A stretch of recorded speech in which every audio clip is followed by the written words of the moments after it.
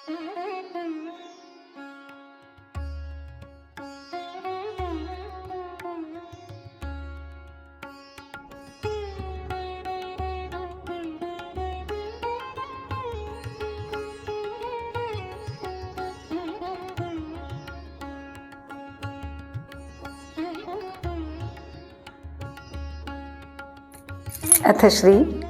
તુલસીપત્રમ ચેનલમાં હું અપર્ણા આપ સૌનું સ્વાગત કરું છું.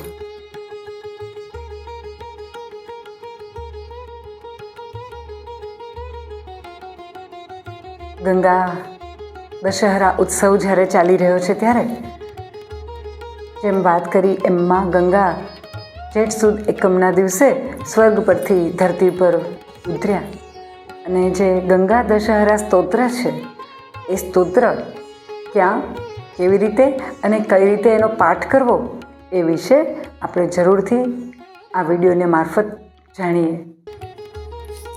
અથ શ્રી સ્કંદ મહાપુરાણે કાશીખંડે ઈશ્વર કથિતમ શ્રી ગંગા દશહરા સ્તોત્રમ. નમઃ શિવાય ગંગાએ શિવદાયે નમો નમઃ. નમસ્તે વિષ્ણુરૂપિણે બ્રહ્મમૂર્તે નમોસ્તુતે. નમસ્તે રુદ્રરૂપિણે શાંકર્યે તે નમો નમઃ. સર્વદેવ સ્વરૂપિણે નમો ભેષજમૂર્તયે. સર્વસ્ય સર્વવ્યાધીનાં ભીષકશ્રેષ્ઠે નમોસ્તુતે. સ્થાણુજંગમ સંભૂતઃ વિષહંત્રે નમોસ્તુતે.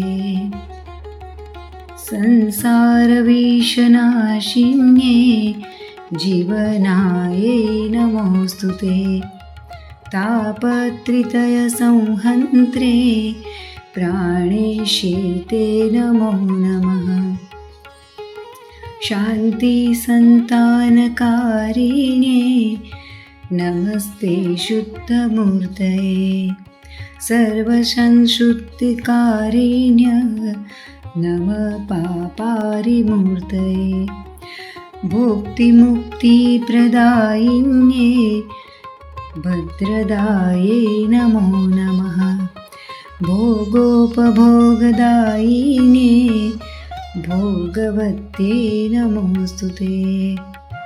મંદાકિન્યે નમસ્તેસ્તુ સ્વર્ગદાયે નમો નમઃ. નમસ્તે ત્રૈલોક્યભૂષાય ત્રિપથાય નમો નમઃ. નમસ્ત્રિશુક્લસંસ્થાય ક્ષમાવત્યે નમો નમઃ. ત્રિહુતાશનસંસ્થાય તેજોવત્યે નમો નમઃ. નંદાય લિંગધારિણે સુધાધારાત્મને નમઃ. નમસ્તે વિશ્વમુખ્યાય રેવત્યે તે નમો નમઃ. બૃહત્યે તે નમસ્તેસ્તુ લોકધાત્રે નમોસ્તુતે. નમસ્તે વિશ્વમિત્રાય નંદિને તે નમો નમઃ. પૃથિવે શિવામૃતાય ચ સુભુષાય નમો નમઃ. પરાપરશતાટ્યાય તારાય તે નમો નમઃ. પાશજાલનિકૃત્તન્તે અભિન્નાય નમોસ્તુતે. શાંતાય ચ વરિષ્ઠાય વરદાય નમો નમઃ. ઉગ્રાય સુખજગત્યે સંજીવન્યે નમોસ્તુતે. બ્રહ્મિષ્ઠાય બ્રહ્મદાય દુરિતગ્ને નમો નમઃ. प्रणतार्ति प्रभञ्जिन्ये जगन्मात्रे नमोऽस्तुते सर्वपत्प्रतिपक्षाय मङ्गलाय नमो नमः शरणागतदीनार्थ परित्राणपरायणे सर्वस्यार्ति हरे देवी नारायणी नमोऽस्तुते निर्लेपाये दुर्गहन्त्रे दक्षायै ते नमो नमः परापरपरायै च गङ्गे निर्वाणदायिनी गङ्गे ममाग्रतो भूया गङ्गे मे तिष्ठपृष्ठतः गङ्गे मे पार्श्वयोरेधि गङ्गे त्वयस्तु मे स्थितः आदौ त्वमन्ते मध्ये च सर्वं त्वं गाङ्गते शिवे त्वमेव मूलप्रकृति त्वं पुमानः पर एव हि गङ्गे त्वं परमात्मा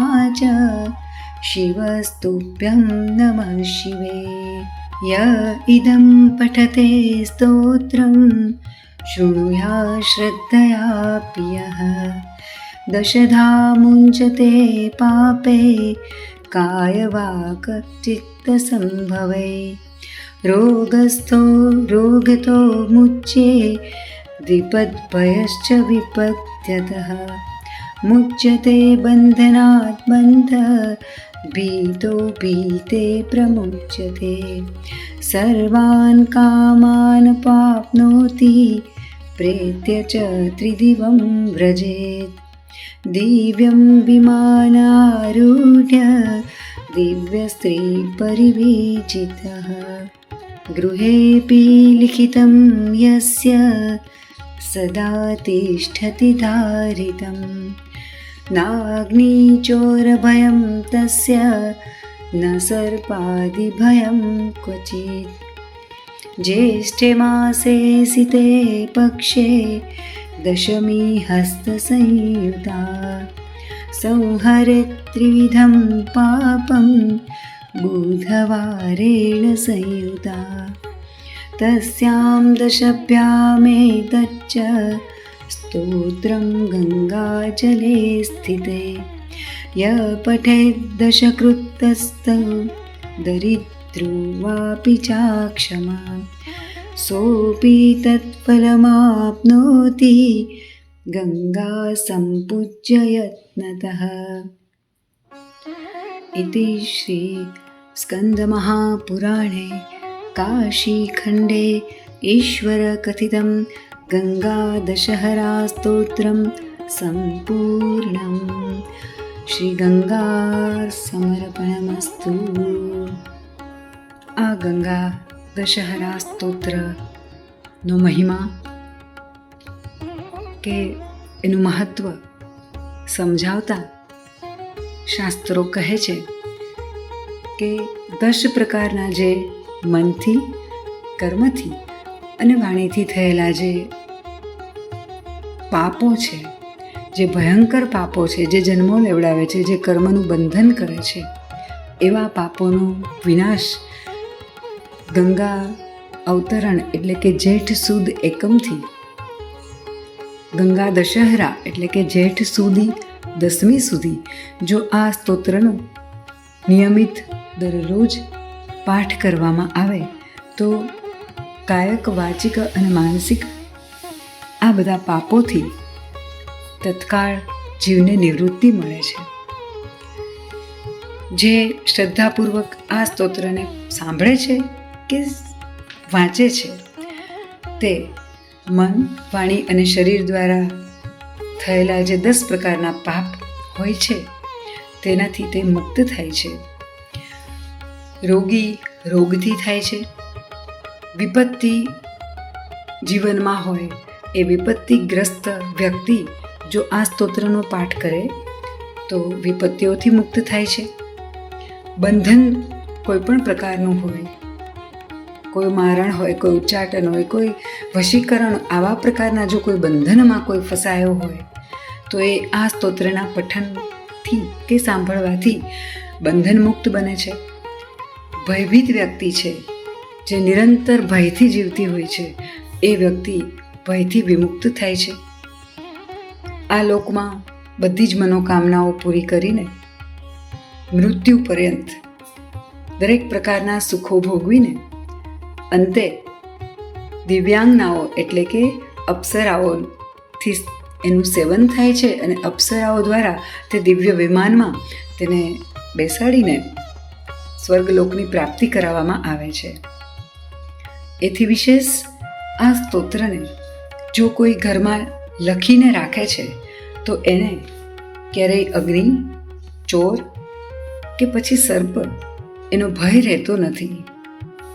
એ સિવાય જ્યેષ્ઠ માસના શુક્લ પક્ષમાં હસ્ત નક્ષત્ર સહિત જ્યારે દશમી તિથિ હોય અને બુધવારનો સંયોગ હોય એ દિવસે ગંગા નદીના જળમાં ઊભા રહીને કહેતા ગંગા નદીમાં જ સ્નાન કરતાં કરતાં જો 10 વખત આ સ્તોત્રને પાઠ કરવામાં આવે તો એ દરિદ્ર હોય કે અસમર્થ હોય, કદાચ કોઈ વ્રત જપ તપ કરવા માટે સમર્થ ના હોય એવી વ્યક્તિ જો આ સ્તોત્રનો પાઠ દશમી તિથિ હસ્ત નક્ષત્રમાં હોય અને બુધવારનો દિવસ હોય આ દિવસે, તો જો આવી અસમર્થ કે દરિદ્ર વ્યક્તિ પણ જો ગંગા નદીમાં ઊભા રહીને આ સ્તોત્રનો પાઠ કરે છે તો એને યથોઉચિત વિધિ સહિત જે ગંગાજીની પૂજા કરવામાં આવે છે એ ફળ એને પ્રાપ્ત થાય છે.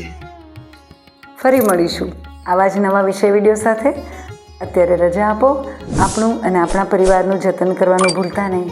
મારી ચેનલને લાઈક કરજો, શેર કરજો, સબસ્ક્રાઈબ કરજો. આવજો.